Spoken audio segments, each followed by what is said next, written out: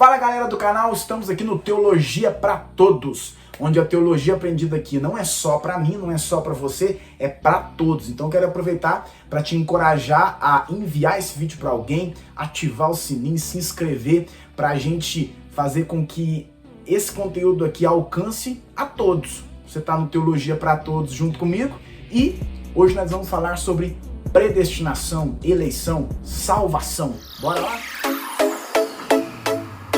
Quando falamos sobre eleição ou predestinação, e para falarmos a respeito disso, seja qual for o termo que você vai assumir, eleição ou predestinação, eu quero de forma rápida aqui dizer o que é a eleição ou a predestinação de forma bem objetiva. A eleição ou a predestinação, ela é um ato de Deus realizado antes da fundação do mundo, no qual Deus escolheu algumas pessoas para serem salvas, não por algum mérito delas, não houve mérito algum nessas pessoas que Deus escolheu para que elas fossem salvas, mas essa salvação veio exclusivamente pela sua soberana e boa vontade.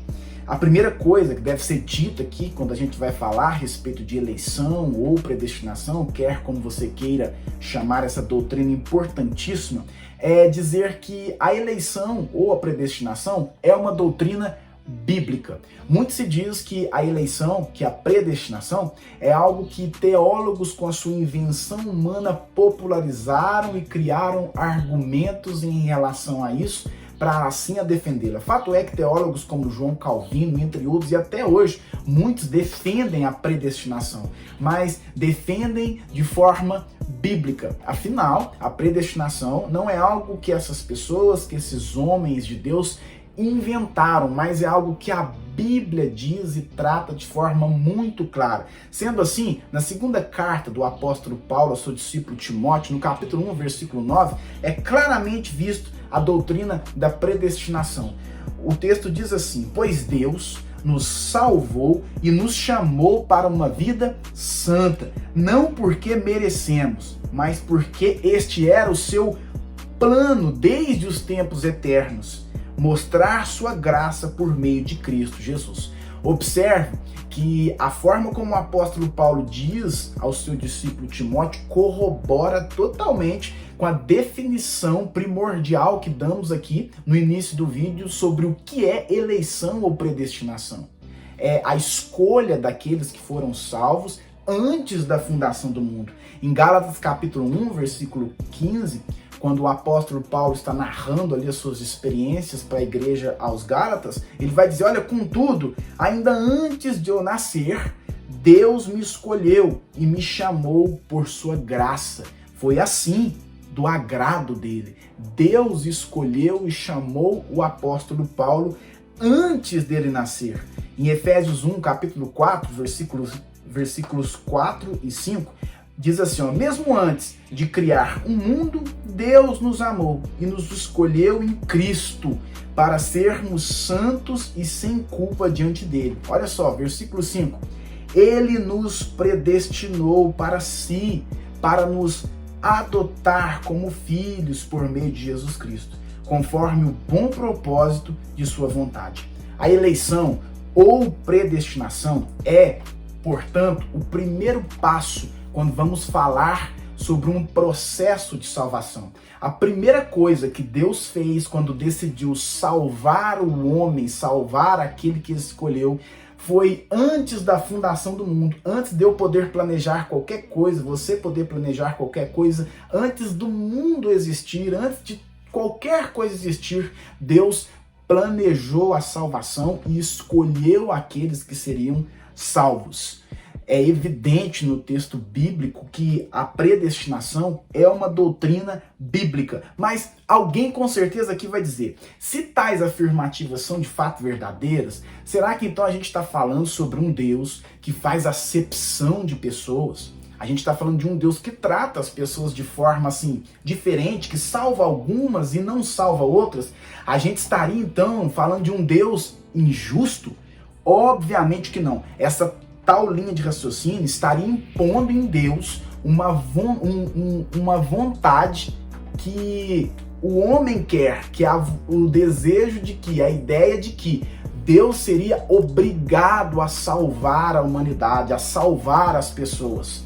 E fato é, e isso deve ficar bem claro, que Deus não é obrigado a salvar ninguém. Tem um texto bíblico em Romanos, no capítulo 9, versículo 13 até o 16, que diz isso de forma muito clara. O texto bíblico vai dizer, olha, nas palavras das Escrituras, amei Jacó, mas rejeitei Esaú.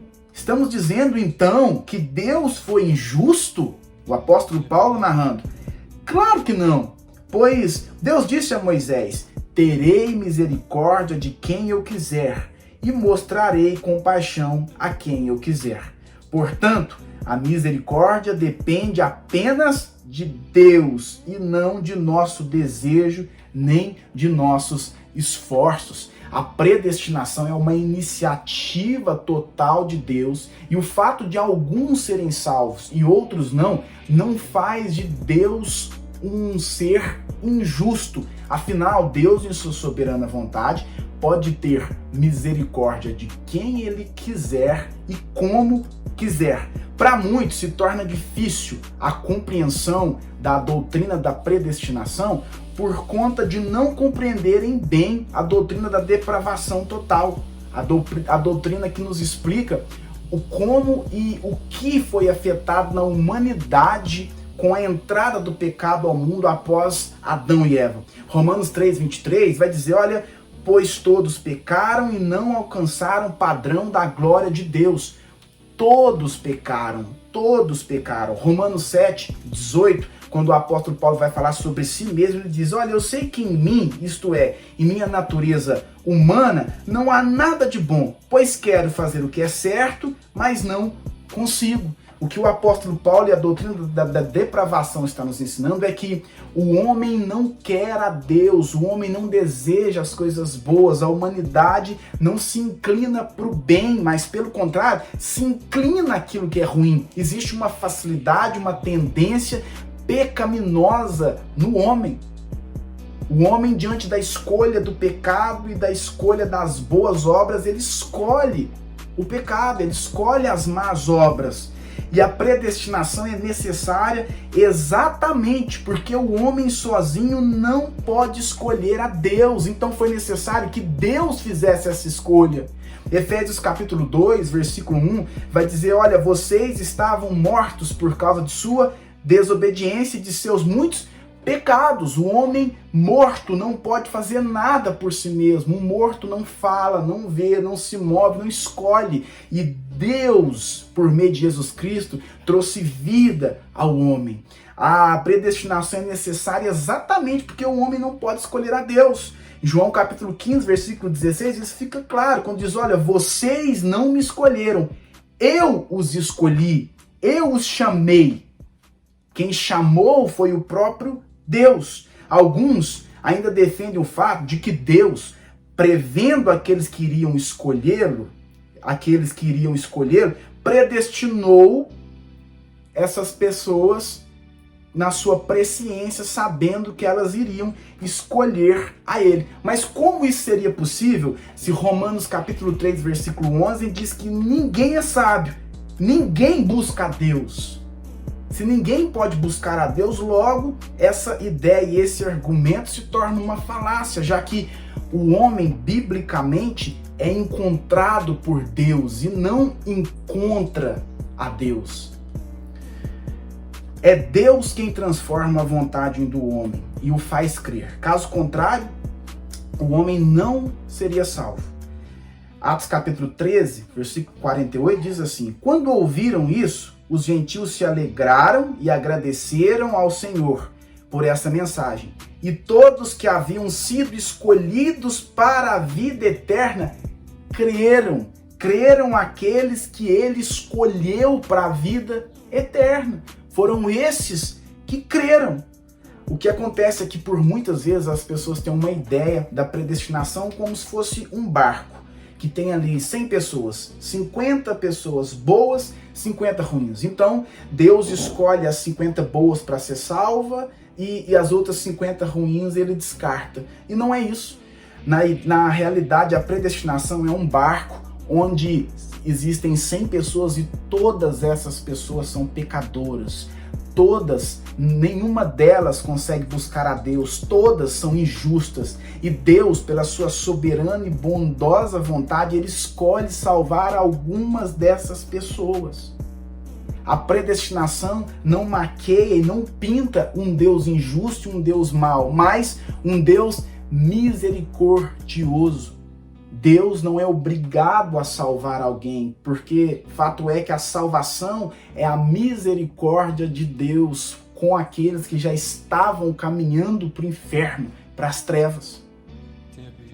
Romanos capítulo 8, versículo 29, ainda diz assim: pois Deus conheceu de antemão os seus,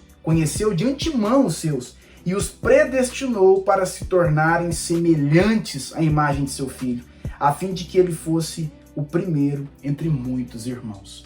A predestinação é um retrato, uma evidência da misericórdia, da soberania, da bondade de um Deus que deixa muito claro que a sua vontade ela é boa, perfeita e agradável.